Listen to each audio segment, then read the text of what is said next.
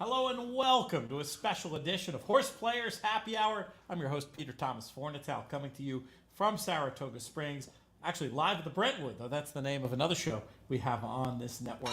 Happened to sneak over here, escape some heat, escape some showers, and get to hang out with some friends along the way. Never a bad thing. And joining me, as always, for the next hour, where we're going to be curating, commenting upon this contest over on horseplayers.com. We have a man you know from his appearances on NBC, his own eponymous podcast. He is TV's Matt Bernier. Matt, how are things?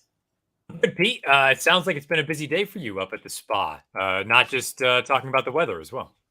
Yeah, I've been working, man. It's Duke Matisse's 50th birthday, and with all that man has done for me, when Duke says jump, I say how high. So, a friend who's going to be in from out of town says, can you accommodate him? I shifted some people around so we could get Chappie some accommodations for a few days. Looking forward to his visit a little bit later. He said that his wife, Kimberly, was interested in drinking a gin fizz cocktail on his birthday. I went on a little scavenger hunt this morning, found a plastic pitcher, got the ice so you can hear some good cocktail sounds in the background now as well from Marcus here behind the stick at the Brentwood. Anyway, we've been drinking gin fizzes over there. 10 Strike Racing, the founding partners on the In the Money Media Network. They won a race today. It's been a lot of good things happening, my man, but really looking forward to spending the next hour with you, looking ahead to great racing this weekend, looking back at the Haskell last weekend. How are things with you? How was your trip to Jersey? I'm sad I didn't get to see you down there. Yeah, in and out. It was good. I thought the racing all around was quality. A big Saturday for Chad Brown and company. And in the big one, Brad Cox comes out on top for the second year in a row, along with Florent Giroux. This time they actually crossed the wire first. They don't have to be awarded the victory in the grade one. So I think it's an interesting race. We'll dive into it, do the whole soup to nuts in time, and then also talk about some other big races coming up this weekend as well. I think it's a great plan. Yeah, we'll do our little gimmick where we do the opening of the late week In the Money Players podcast at the same time as we're going through Horseplayers Happy Hour. How did we do today in Horseplayers Happy Hour? Last week it was all kinds of dodgy weather. We got to 180. I'm hoping we hit at least that this week, but honestly, I haven't had an opportunity to look. How did we do today, Matt? No, we're a little lean. 168, and okay. Perhaps it has to do with the weather. It could be a number of different things. We've had a few weeks in this 165 range. Last week we got up over 180. We've had other weeks that we got up to 200. So it feels like it's anywhere in between, give or take 10 to 15 entries. Look, it is what it is. It's the middle of summer. People are off on vacations or whatever it may be. And again, we can't control the weather, unfortunately, upstate. But all around, I think it's a good turnout. Top 16 finishers will qualify for Saturday's BC qualifier on horseplayers.com. Top 10 will accumulate points toward the season-long Horseplayers Happy Hour Tour. Top 2 will punch their ticket to the postseason for the Horseplayer Happy Hour Tour.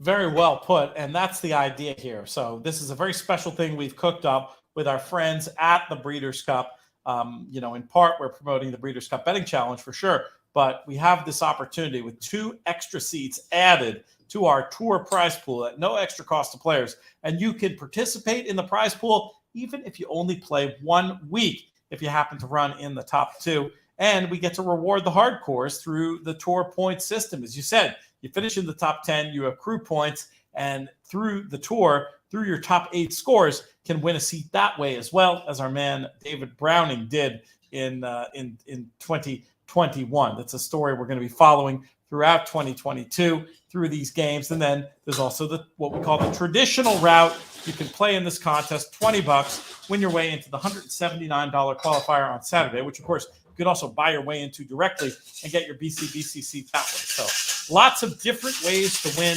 And you follow us here, hopefully live every Thursday from 4 to 5. We'll see. I mean, I don't know. I'm loving the all Saratoga format. I'm not sure we're going to mess with it, but I come the fall, we'll play around with the format a little bit too, I think. We originally had some ideas about how this was going to go down, but the market has been pretty robust when it comes to these all Saratoga games. So it's kind of a fun way to fly, don't you think? Yeah, and I think that's one of those things that, again, the crowd will tell us what they want to do, and it seems like we've had enough folks that support this all one track philosophy, especially when we've got racing as good as we do up at Saratoga. So I don't think there's any reason to change it right now. But if for whatever reason we end up getting to a position where maybe we start to see entries dip a little bit, then we can talk about it a little bit more. It's also worth noting. This was something I was actually just reading as we came on. And I may have had a little birdie tip me off to this. The Belmont Fall Meet will not be the Belmont Fall Meet. It will be the Aqueduct Fall Meet, which is an interesting little wrinkle as renovations begin. Dave Grenning posted a story over on DARF.com about things are beginning to move in Elmont, New York, which means there won't be any racing there. Saw that, and there had been rumors, all kinds of wacky rumors about them maybe extending the Saratoga meet.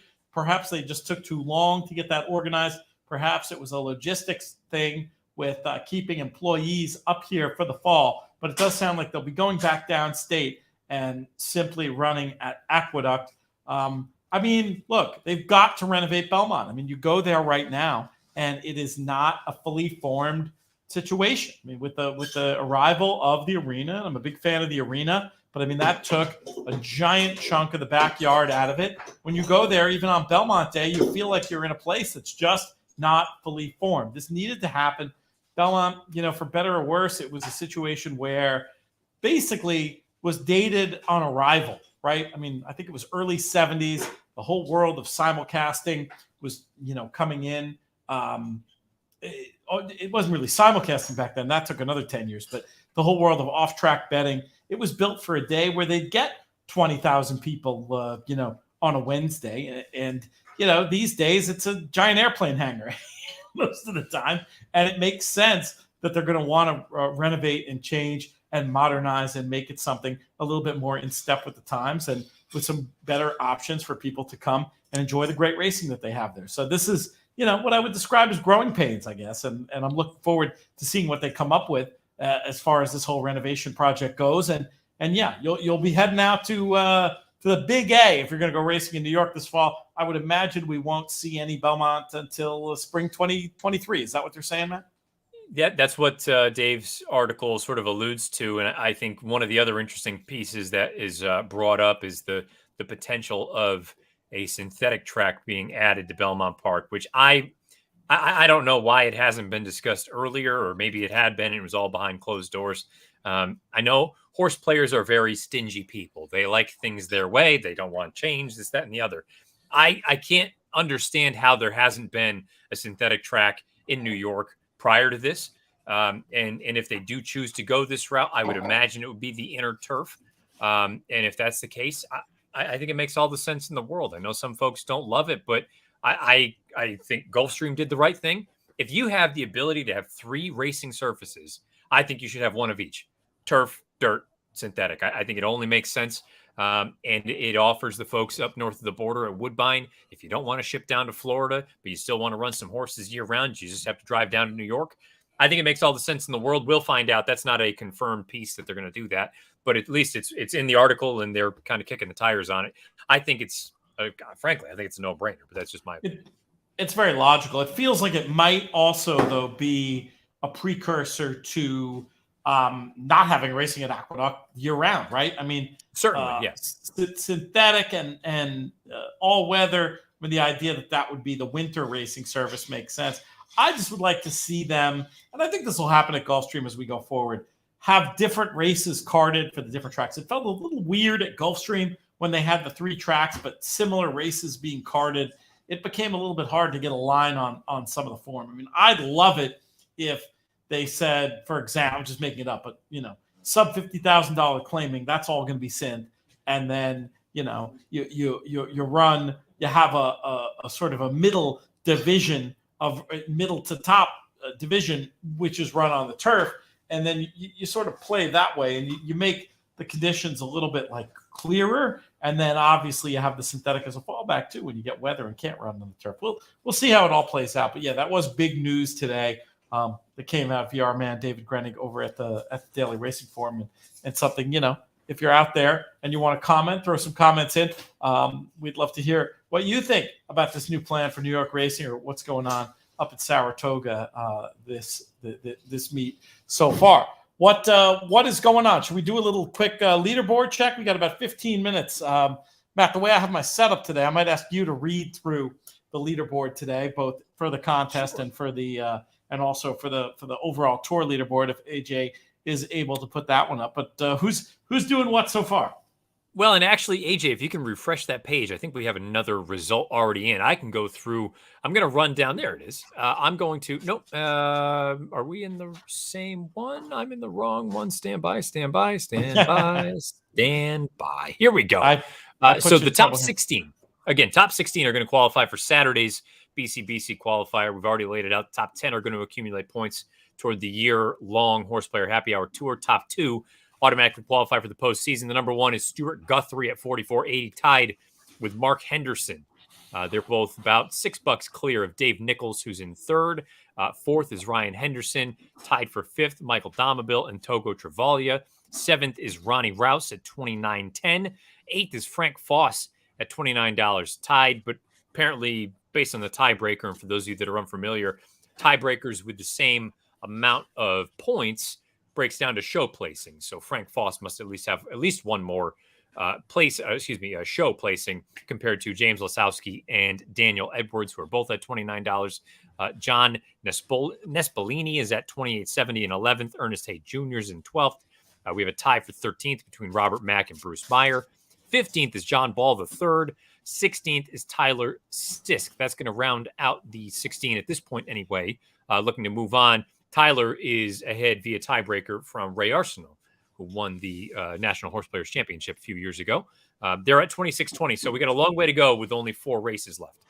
Yes, we're about halfway through this contest, and horseplayers.com. That's the place you want to go to participate in this. Also, loads of qualifying action all through the week for the Breeders' Cup Betting Challenge and also the National Horseplayers Championship. Definitely a place that you don't want to miss, and lots of familiar names and people we've seen on the leaderboard week in, week out up there. And yeah, maybe at some point, if we have a chance, and if AJ doesn't have it at his disposal, we can skip it and catch up next week. But curious to see how we're doing on the tour leaderboard as well. We got about 13 minutes to the 7th race at Saratoga. One funny thing about all the time between races at Saratoga is we've only had one race during the actual shows for the last couple of weeks. Matt, it's been a little bit funny in that regard.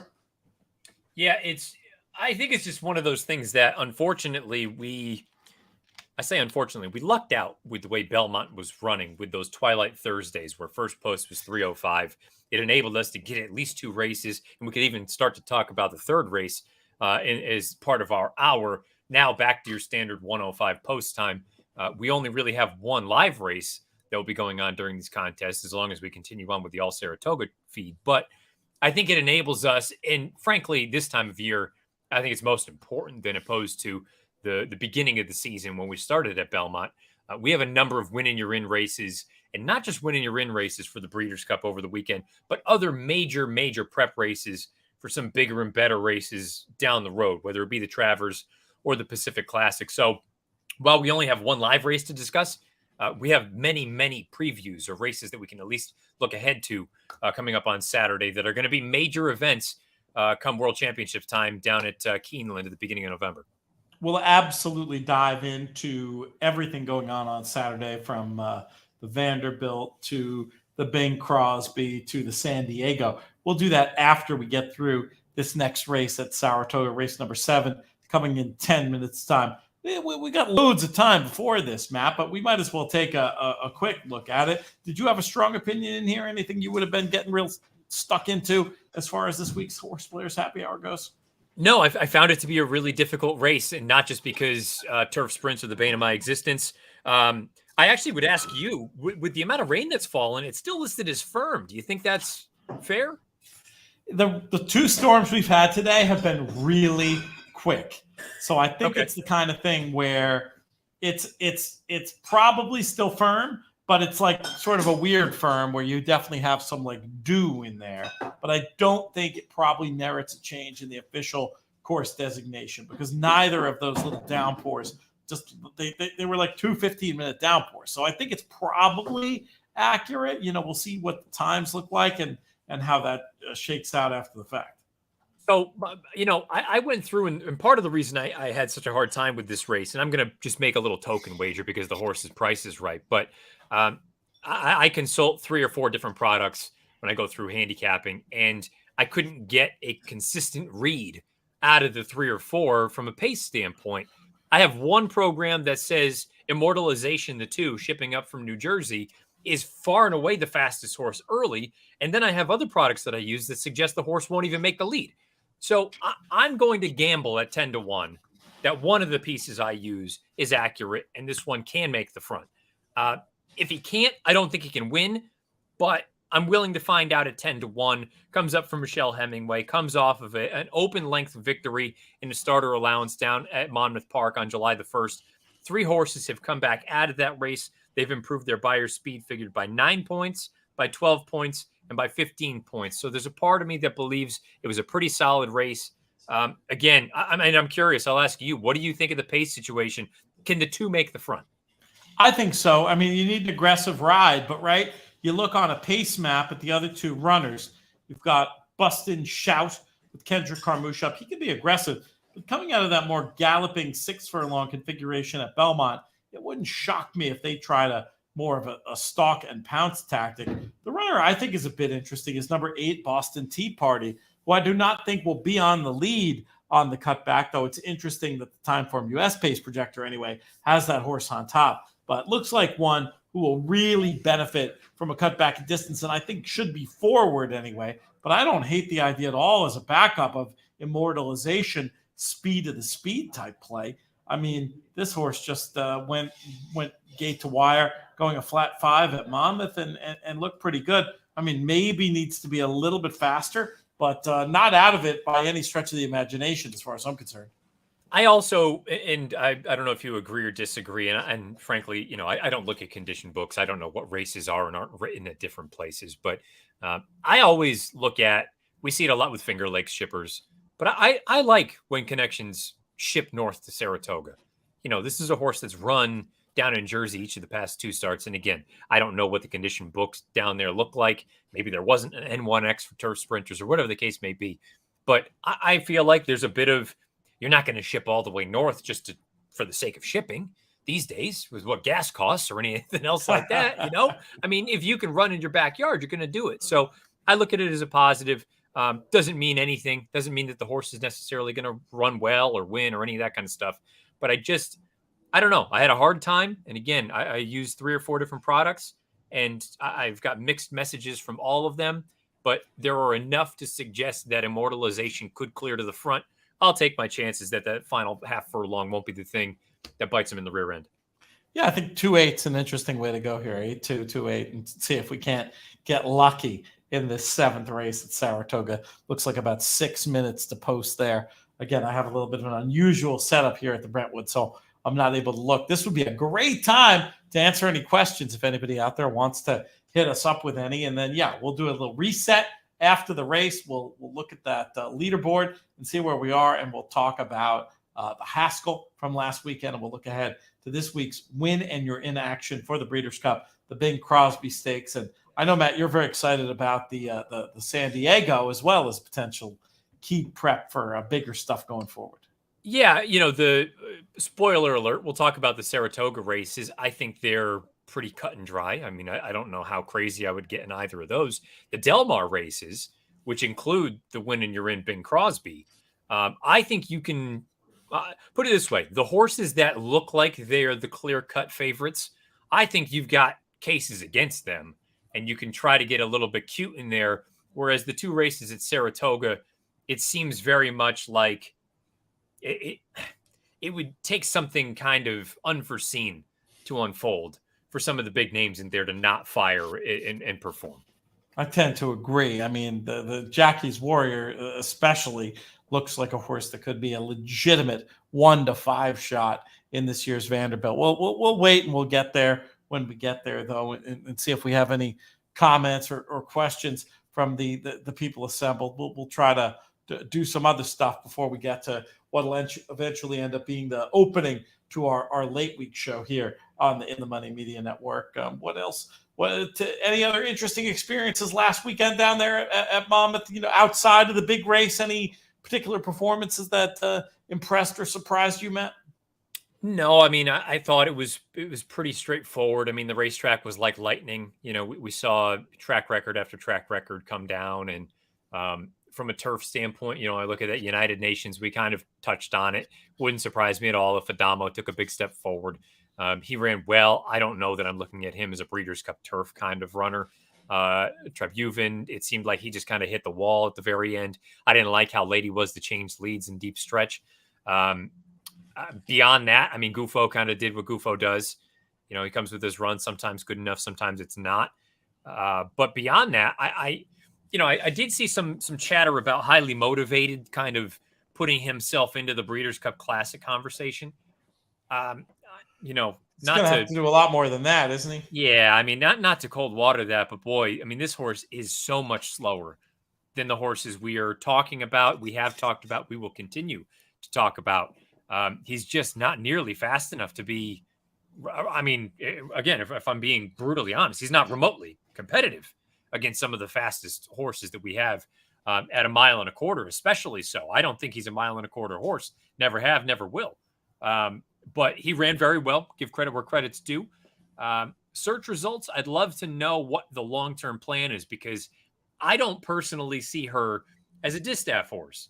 I would love them to try to turn her back to 7/8 of a mile. I know that filly and mare sprint division has all of a sudden turned into a rather competitive group, but I think she'd have as good a chance as anyone on a turn back. So maybe you prep her going long and you cut her back, but maybe, am I being unkind to think that if she runs in the distaff, I think there are some big fillies and mares out there this year. It's tough. I mean, we saw what Clairiere did, and I think you can argue Malathot last weekend was. I could argue it either way. Nick Tamara made a good case that Clairiere, given the specifics of the trip, was better than the bare form suggested against Malathot. But I could also argue that, especially in a 4-horse race, being 3 or 4 wide around the turns, that maybe Malathot's a lot better than that, and just would be seen to better effect in a bigger field. But I mean, when you're looking at those two, those are going to be better numbers than what search results has put up to this point. Well, that's just those two. That's not including Nest, who has earned a 106 buyer on the heels of, we talked about that Belmont Stakes fig, and having talked to people that are in the know from a number standpoint, that Belmont figure from a buyer standpoint was actually turned down. Yep. It initially looked like it could be a 106 or a 107. Well, guess what? With Nest coming back and running a 106, it does make you think a little bit that maybe that Belmont was just genuinely that fast and that good, which, initially I looked at and said, there's no way it's possible. But so you've got Nest, you've got Clairiere, you've got Malathot.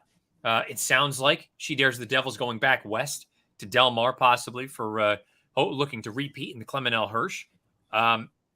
Maybe she's not what she once was, but I thought she was fantastic in the Fleur de Lis down at Churchill Downs at the beginning of July.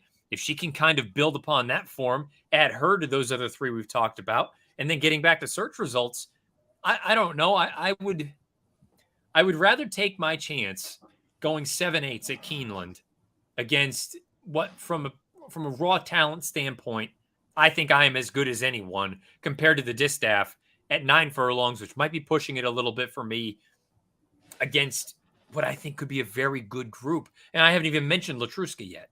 Right. I mean, this is a quality group of fillies and mares. And I don't know. I'll be very interested to see what Chad decides to do going forward with search results. It's a very interesting idea to just turn her back and, try to be the boss of that division, given the abundant quality we're seeing with the older fillies and mares this year. We've got 1 minute at Saratoga here, one of the as we turn into the back half of our Horseplayers Happy Hour contest. We had talked about the 2, who you like, Matt. I mean, 11-1, a pleasing price. I was thinking the 8 was an interesting turn back. It's 7-2. What do you think about this favorite, the 1 runner at 5-2 in this spot?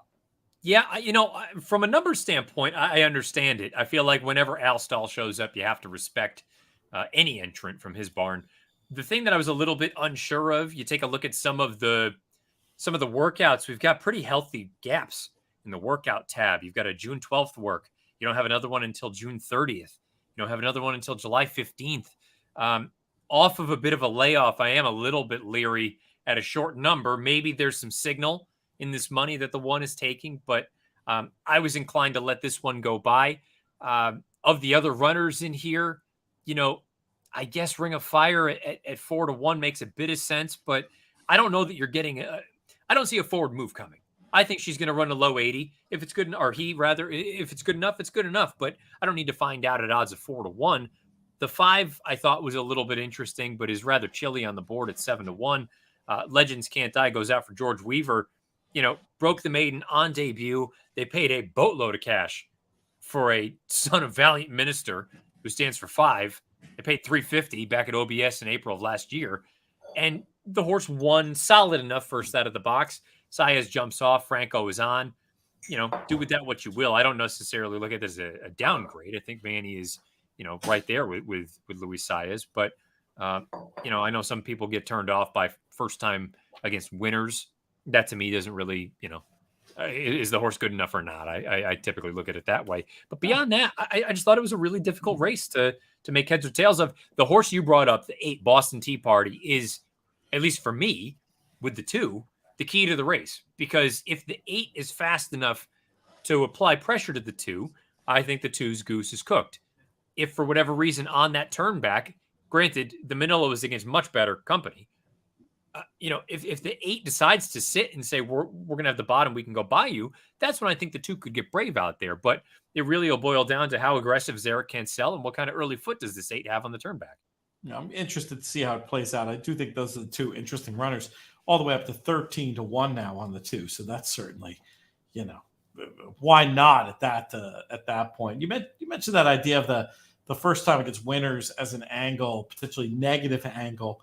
All I'd throw in there about that is that I think I like that as a reason to sometimes look against a heavy favorite, especially when trying something they haven't done yet. First time against winners, I feel like that can sometimes be a good angle to bet against a horse. But it can honestly sometimes almost be a positive when you're looking at non-winners of 2 lifetime and things like that, where you've got proven losers who you start to worry, hey, maybe this one has a character flaw. And the first time against winners horse is clearly going to be on the upswing and sharp. So, you can argue it either way as far as that goes. I have never been afraid to take a horse trying winners for the first time. If I think they fit, they fit. And yes, they may lack experience. They may, whatever you want to say. To your point, though, if you're taking on a group like this, who, granted, N1X types by no means are slouches. These are good horses. But there are no superstars in this race. It's why I'm drawn to Immortalization, or, again, why you could make the case, I think, feasibly for the 5 taking on winners for the first time. And they pop from the gate at Saratoga. We're going to see how it plays out with the 2 showing good speed at a very nice price. Immortalization goes out all the way to 14-1. Makes me think about how much I have been noticing how good the win pool is at Saratoga as a potential option. There's a lot of horses that are getting buried in various picks and various exactas, trifectas that are still paying good numbers in the win pool. But the scenario that you put out there, Matt, Boston Tea Party glued to Immortalization, that's exactly what's happening. And it looks to me, as they turn for home, that Boston Tea Party may be going the better of the 2, but we'll see. I don't know about that yet.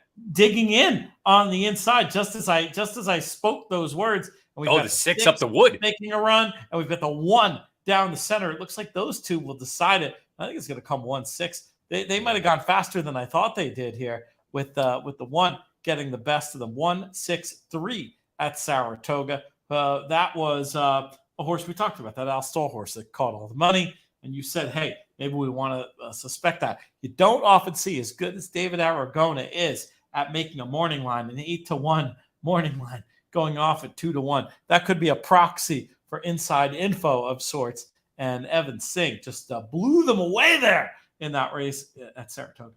Yeah, and again, we talked about the idea that there could potentially be a little bit of signal in some of that money. For calling a spade on paper, this horse isn't 2-1. mean, David's numbers are typically spot on. On paper, this horse is not a 33% chance winner. It's just not. No. So, do with that what you will. And again, I brought up the gaps in the workout tab.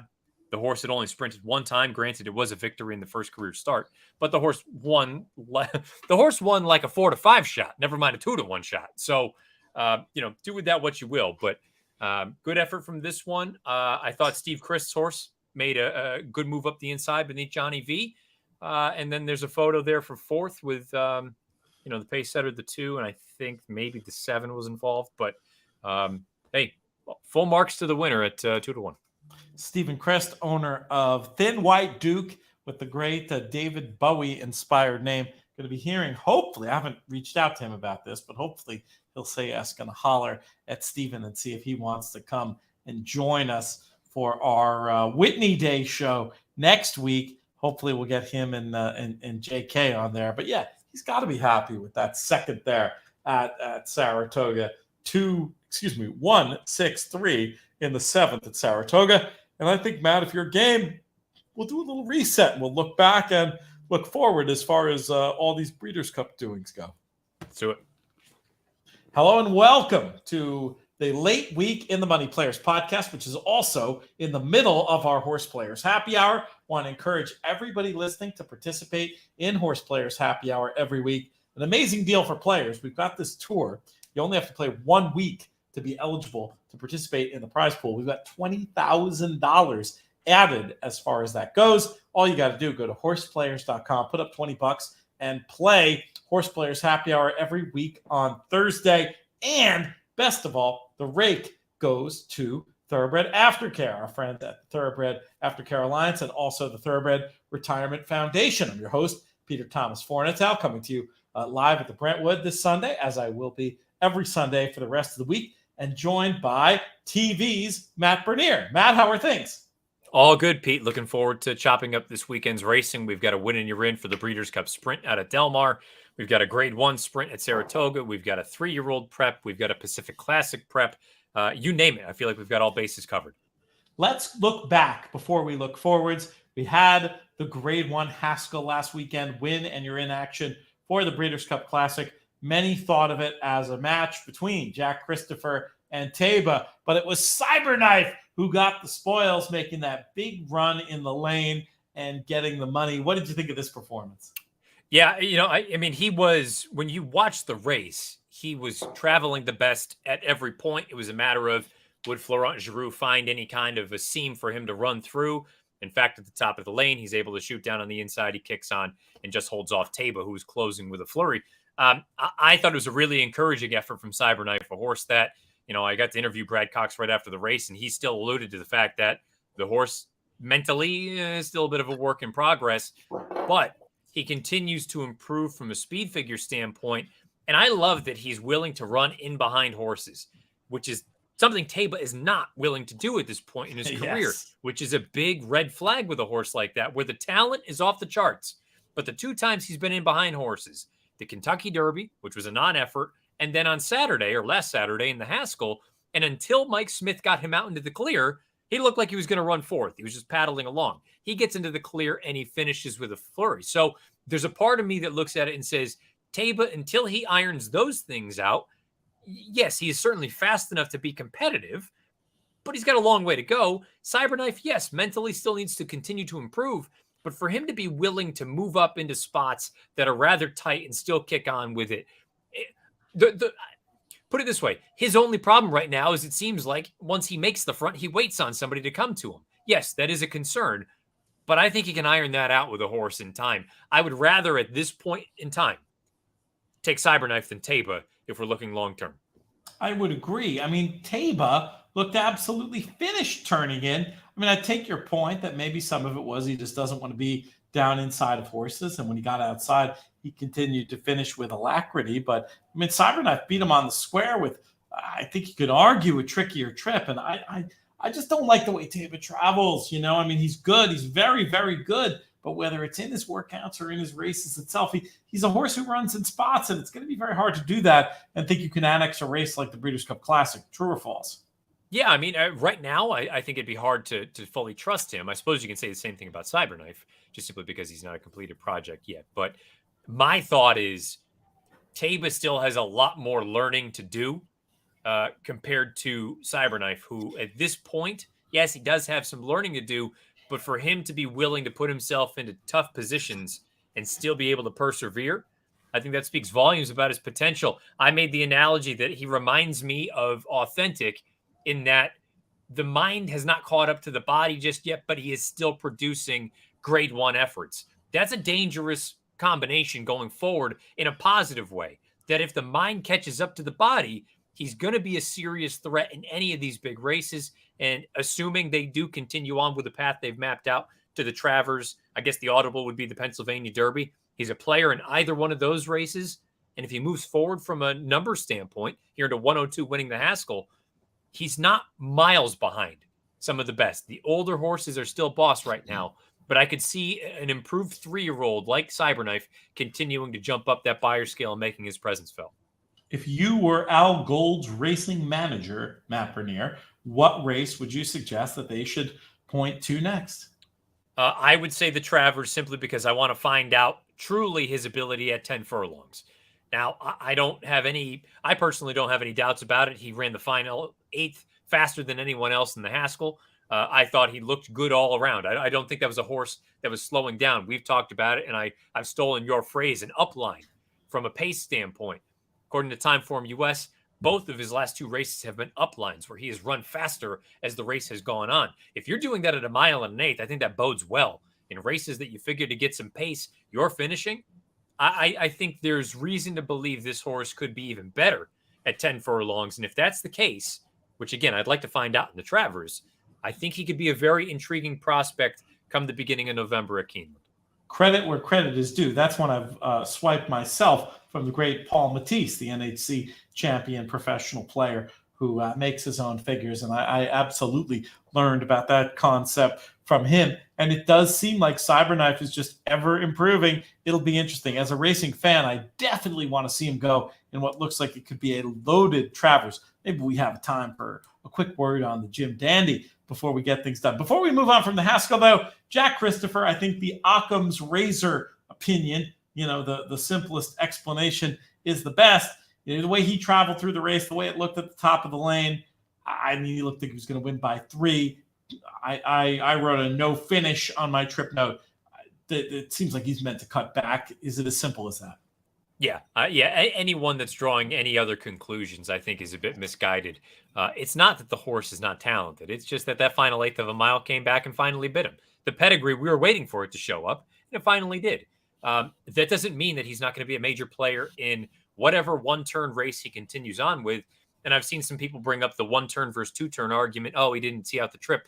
Well, he didn't see out the trip, but it wasn't the 2 turns that got him beat. He was in front at the top of the lane.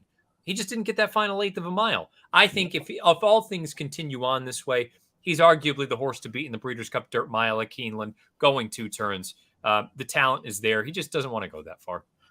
Seems what I thought as well. As far as that goes, it was financially painful to me, and then I had the double whammy. I can't remember why. I think she liked the look of his chestnut coat or something. But Perrin picked Cyberknife. And of course, she was at the window with me, so she noticed that I bet about 40x on Jack Christopher on the fixed odds there at Monmouth Park, as she did on Cyberknife, and of course she won, and then says to me after, Daddy, you just should have bet it all on my horse. Like, yeah, thanks, Pete, look, thanks a lot, Parrot. I'm going to echo the same thing though, because fixed odds, and I mentioned it on my pod at the beginning of the week. I got down at 2:17 Eastern on Cyberknife at 10-1. And he went off phenomenal. At 8. And again, if you're down there in Jersey, I think it's an absolute no-brainer. If you have any sort of ability to decipher odds and know who's likely to go off shorter than someone else or whatever it may be, and you can lock in value, do it in a heartbeat. It was a no-brainer at that point. That's fantastic. I was bad. I did bet Jack Christopher on the tote and lock in the 4 to 5, but Perrin's bet was more of a last minute thing that I just threw on the tote. So we were stuck with those 7s. But I'll tell you what else, though. It's no longer, as of yesterday, Monmouth at Monmouth. Now, if you're in the state of New Jersey, you can sign up for a Monmouth Bets account and get, and it doesn't even matter if you're a Jersey resident. If you're in the state, you can fund and bet on this stuff. It's only Monmouth product right now. That'll change over time. But yeah, check it out. They're obviously, full disclosure, they're sponsors. But I mean, I think Matt and I are both speaking 100%. I'm purely looking at it, and you're right. They are sponsors. They're friends of ours. I'm looking at it from a gambling standpoint, a horse player's standpoint. The more options, the better. And when you have an opportunity, if you think that there is obvious value to lock it in and not even think about it as you get closer to post, it's a no-brainer. Let's pivot to Saratoga on Saturday. We didn't really prep. Are you prepared to talk about both the Saratoga stakes and both the Del Mar stakes, or what have you looked at so far? Okay. Both of them. So let's start off with the Vanderbilt, right? So that's race number 8. Goes at 4:50 Eastern on Saturday. Grade 1 action, a field of 6 going postward. I mean, David Aragona. So I had David on the show. I love this guy. So I had him on the show this week talking about 2-year-old races at Saratoga. Evergreen conversation. Everybody should check it out. But what other morning line maker in the country has the whatever you want to call it to make Jackie's Warrior 1-5 on the morning line? I mean, he's right. That's the price. If you gave me 1-2, it would be bet of the year type stuff. He just lays over this field in the Vanderbilt as far as I'm concerned. See, and this isn't meant as a slight to David, but he's doing his job. It always blows my mind when there's a horse that is very clearly a 1-5 shot or a 2-5 shot, and on the morning line he's made even money. I go, in what world is he going to be even money? He's not going to be. So Jackie's Warrior, full marks to David. He's going to be 1-5. I can't imagine he's 1-9. I think 1-5 is spot on. He deserves to be 1-5. He's the fastest horse in the race. I don't care that he's carrying extra weight. I'm not a big weight guy in terms of horse racing, unless we're talking about, making it up the fall high weight when they're carrying 140 pounds at Aqueduct. But I mean, Jackie's Warrior, I think he is strictly the horse to beat. If you're looking to do something, if you're looking to play the race, granted, you probably lose all value in almost every pool, just simply because everyone's going to have him keyed on top. The horse that I would at least think about including underneath is a horse that admittedly I've had quite a bit of success with, but I think he's really good. I don't know that he's a superstar, but Willie Boy is in rock solid form, and I love his ability to run on the turns. Granted, it's been at Gulfstream Park, and we'll find out if that translates upstate at Saratoga, but I think each of his last 2 races have both been very good. Heck, I thought his run down at Tampa off the layoff was really good, but if you're looking to play something, Jackie's Warrior over Willie Boy, cold punch, exacta 4-2. I will throw in, and you can accuse me of being a homer on this one, and you might not be wrong, but I do think that Knee Deep in Snow for our friends at 10 Strike Racing will be ridden to just make one run and try to pass horses late. And I think with that in mind, tactically, if the others decide to try to tangle in any way, shape, or form with Jackie's Warrior, I think he has a chance to pass him and round out that exacta. So, I mean, look, Jackie's Warrior, we'll see what the prices are when real prices come up. I mean, like I said, if you get 1-2, you bet out on the horse. If he is the 1-5 that David predicts, and he probably should be, I don't hate the idea of playing like a little 4 with 1-2 and hoping one of those 2 gets in there underneath for the exacta. Because I know Knee Deep in Snow has run closer to the lead, but I mean, these guys, we know them. They're sharp. They ain't going to lead. Ricardo, who won a race for them today, will be using hold-up tactics. And I think there's an opportunity he could come past them all, especially now that we have the it's interesting. It feels like the 6 is meant to be a rabbit in the race. I don't know if he's even fast enough to be a rabbit, but maybe anybody who risks getting into the teeth of that pace is also risking running last. Pete, the only question is Jackie's Warrior 1-5 or 1-9? That's the only question. That's the only question in the race. Turn the page and move on. Well, while we're talking about Saratoga, I think we should pivot and chat about the very next race, the Jim Dandy Grade 2 action. We've got the return to the races of some of the horses that, quote unquote famous horses from the Triple Crown. We've got Zandon, 3rd in the Kentucky Derby. Epicenter, who I'll argue was best in both the dubious distinction of being best in the Derby and the Preakness without winning either one of them. And we've got a Preakness winner early voting in there as well. Who do you think is going to win, Matt? I like Epicenter. Excuse me, early voting. I like early voting. I think it's one of those situations where on paper there's no speed other than early voting. I suppose Epicenter is the one that can go. I talked about it on my pod at the beginning of the week. Epicenter's in the darned if you do, darned if you don't position. If you don't go after early voting, he just walks on the front end, goes off, struts his stuff, and wins.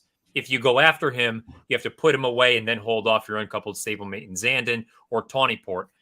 It sounds like Western River is going to end up going in the Curlin on Friday. So this is going to be a 4-horse field. I think early voting is not only the pace setter, I think he's the best horse in the race. And I said it before, maybe I'm naive. I feel like he is still not getting the credit he deserves, even in Chad's own barn. Jack Christopher, we've answered the question. He doesn't want to go this far. But I still feel like people look at Zandon and think he's better. I think early voting is the best 3-year-old that Chad's got. I think with a forward move, he's a legitimate threat in a race like the Breeders' Cup Classic. He's shown that he can win on the lead or just off of it. He's stalked fast fractions and still finished. I don't know. Early voting looks like the complete package to me. It's not crazy. I think Joel, especially after, to my mind, getting the worst of it in every way, shape, or form in the Preakness, is going to be glued to his hip. And I think they'll run it like a match race. And I think he just might be subtly a little bit better. The Derby trip we've talked about, I certainly don't blame Joel. That was a very difficult decision in that hot pace, being down inside. I think he just, got beat by the miracle run of Rich Strike. And then I just think the Pimlico trip was just a debacle. He doesn't break. He then has to check again. And then Joel decides to navigate him down to the rail. Look, I wish he'd gone forward, but then the rail wasn't the place to be there for me on that Saturday. We've seen a lot of horses come back who ran on the rail at Pimlico that Saturday. They've run significantly better figure-wise. I just think Epicenter might be a little bit better horse and be able to, if he breaks, just sit in his hip. They ride it like a match, and I think he might hold the cards. We'll see. I certainly respect your opinion, and if he doesn't break or Joel gets cute and they let him do his own thing on the lead, he's certainly the other one I want. I think it's a hard spot, really hard spot for Tawnyport and Zandon. I'll say that much. I think it's one of those top two, and the winner will come down to how the tactics play out. Yeah, I have nothing to add. I think Zandon's a good horse. Mile and an eighth is his trip. I think he's going to be pace compromised, and I think he's running against two horses that, in my mind, are better than him. One of them just happens to be going after the same trainer. I also think, to the same point, let's say he runs a big race against the flow, I can still see Zandon being my Travers pick, depending on how it all shakes out with the mile and a quarter. Oh my goodness, we have a violent storm ripping through here at the Brentwood, which probably means we're basically at the 7 furlong shoot. So there's probably a violent storm ripping through Saratoga right now. Just something like that. The only other thing I would add, I will disagree. I wouldn't touch Zandon with a 10-foot pole at a mile and a quarter. You just don't think he wants to go that far? What's the excuse with the Kentucky Derby? He had every. You're right. He's meant to go by Epicenter. He's meant to beat Epicenter. Never mind not winning. You've got to finish second, and he didn't. Right. And that's unless, a fair point. I could be entirely wrong, but I think the Upstart came up and got him. Yeah, I think Upstart was a mile and a 16th, maybe mile and an eighth kind of horse. He's extremely talented. I just don't think he's a mile and a quarter type. It's a completely reasonable opinion. Mine was more of a theoretical supposition that if he were to run well against the flow and if he has developed. But you're right. We do have empirical evidence that he doesn't want to go that far at this point. Let's pivot to the West Coast, Matt, and talk about the Bing Crosby Grade 1 action. Win and you're in action. We'll do that little gimmick where we reset here at the end and do a little 2-minute thing that maybe Breeders' Cup will send out on social. But this is a complicated enough race that I think we can do a more general discussion, and at the very end, we'll drill down for a minute or two as far as our final answers go. Give me your thoughts on this 10-runner field in general. Fantastic race. There's no clear-cut standout in here. You can make a case, arguably, for the entire field in some fashion. I kind of looked at it and thought maybe this distance is a bit on the sharp side for him. But if you go back and watch the tape from that triple bend, I thought Principe Carlo did all the dirty work. He put away Brickyard Ride, and he just got nipped by American Theorem, who had the run of the race and just barely won the photo. I know this distance, he's only 1 for 7 at it. He's got a few runner-up finishes, but he likes Del Mar. I feel like if he runs that triple bend back, I think he wins. He can be forward enough that he's either on the lead or just off of it. And in a race that I would not take a short price on anyone, because I just think it's that tough. I think it's that competitive. I'm going to go with Principe Carlo in here. I like your confidence with that selection. I was a little bit interested in Bag Boss at the potential to move forward, trying Stakes Company for the first time. It is a big step up, but looked to me like one who could get the perfect stalk and pounce trip in this spot. What do you think of his chances? Yeah, look, I thought he moved up very nicely last time out. He had paired up 90 buyers in the runs prior, moves up to a 94. The 9th and 11th place finishers were both next out winners with buyers of 91 and 85. So the form is holding up. And again, kind of the way you laid it out, he should work out a beautiful sort of stalking position, stalking trip, and be able to get the run. The question is he of this caliber? Again, this is a grade 1. I think probably in name only, probably closer to a grade 2 type of field. But boy, it's supremely competitive, and I wouldn't be surprised at all if Brendan Walsh walks away with all the money. The 3 and the 5, depending on which one of us you decide to listen to, in the Bing Crosby, a win and you're in race 4, the Breeders' Cup Sprint. While we're talking about Del Mar, let's move on to the San Diego, a race I know you have a lot of interest in talking about. 9 go to post in here. Who do you like to get the job done? Yeah, fabulous race. I mean, you've got so many of the biggest names in here. You've got Mandaloon. You've got Country Grammar coming back off the lengthy layoff. You've got sort of the horses that need to prove they belong in this group, whether it's Defunded or even a grade 1 winner like There Goes Harvard. This is probably the race I'm most looking forward to betting on Saturday. And no, the horse is not the likeliest winner by a long shot. Parnelli has paired up buyer tops of 93 in his last 2 starts. I think he's going to move forward here. He beat Extra Hope, who came back and earned a 90 in his next start. The 7th place finisher earned a 94 in his next start from a 77 earned in that optional claimer. The other thing with Parnelli is he dead heated with There Goes Harvard 2 starts back. There Goes Harvard then went on to win the Grade 1 Gold Cup out at Santa Anita, or the Hollywood Gold Cup, I guess technically it's called again. I think Parnelli is a prime example of a horse early on the connections thought highly of. They ran him in the Santa Anita Derby. They put blinkers on, draw a line through that race, draw a line through the synthetic race. Oh, as my camera goes out. Draw a line through the 2 turf starts. And I think you're looking at a horse that is very dirty and makes all the sense in the world at what should be at least 10 or 15 to 1. In a race where most of the competitors are prepping, I think Parnelli could steal this thing. I love the case. It's very exciting. Much more interesting than me telling you that Country Grammar has the best form in the race. And I think Country Grammar, just based on the form that he's established and the figures that he's run, makes the most sense. But as you said it out loud, it resonated with me. Is there a potential that he's really just prepping a little bit short? He runs second, maybe to a longer price, like your Parnelli. What do you think about Country Grammar in here? Yeah, I mean, I think Country Grammar is still one of the best horses as far as this division is concerned. I just feel like a mile and a 16th, this is nothing more than a means to an end to get ready for the mile and a quarter P Classic, where we'll get the showdown with Flightline. I don't know. I feel like this is nothing more than, get me to whatever the next spot is. Mandaloon, I'll tell you what, according to Timeform US, that Stephen Foster is going to be the race of all races as far as the Breeders' Cup Classic is concerned, because they have the top 5 horses in there running faster than anyone in this race is capable of.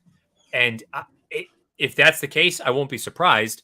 But at the same time, I kind of want him to prove that he is of this caliber. And beyond that, I think there's a lot of other horses that need to prove that they actually can handle Del Mar. They can handle Better Company. There's so many different pieces in here. I just wanted to take a price. Like the sound of it. Great stuff, Matt. Appreciate that. And if you're watching the late week show, we'll be back right after this. If you're watching Horseplayer Happy Hour, let's hit one more leaderboard, Matt, if you don't mind running it down, and we'll get out of here. Yes, let me. I was trying to figure out why my camera just totally crapped out on me. But Yeah, I see. You're out of there. Well, yep, that's okay. yep. You've got the There's lightning symbol there. My phone is plugged in. Stuart Guthrie is still your leader at $50.50. Mark Henderson second, Dave Nichols third, James Lisowski's fourth. Tied for fifth is Michael Domville and Togo Travalia. Seventh is Tyler Sisk. Eighth, Ray Arsenault. Ninth, Frank Foss. 10th, Daniel Edwards. 11th, Mark Stovall. 12th, Muggsy Kreiser. 13th, again, Togo Travalia. 14th, Robert Mack. And then tied for 15th, meaning 15th and 16th, Lee Van Winkle and Michael Domville again. So those are the 16 that right now would be qualifying for Saturday's contest. Again, the top 10 accumulate points to the Horseplayer Happy Hour Tour, and the top 2 will punch their ticket to the postseason, points notwithstanding. all right. Great stuff. We are done for today. Come join us next Thursday as well. We do this live stream from 4 to 5 every week. You can play along on horseplayers.com. We'll thank Matt Bernier. We'll thank our friends at the Brentwood, especially Marcus, for getting us sorted out here today. Really appreciate that. Our friends at the Breeders' Cup as well. Haley, Justin, especially doing so much to support us over here. We really appreciate them as well. Thanks most of all to all of you for listening and playing along with us. We really appreciate it. This show has been a production of the Breeders' Cup and In the Money Media. On the In the Money Media side, our business manager is Drew Coatney. Our chief creative officer is Jonathan Kinchin. I'm Peter Thomas Fornatell. May you win all your photos.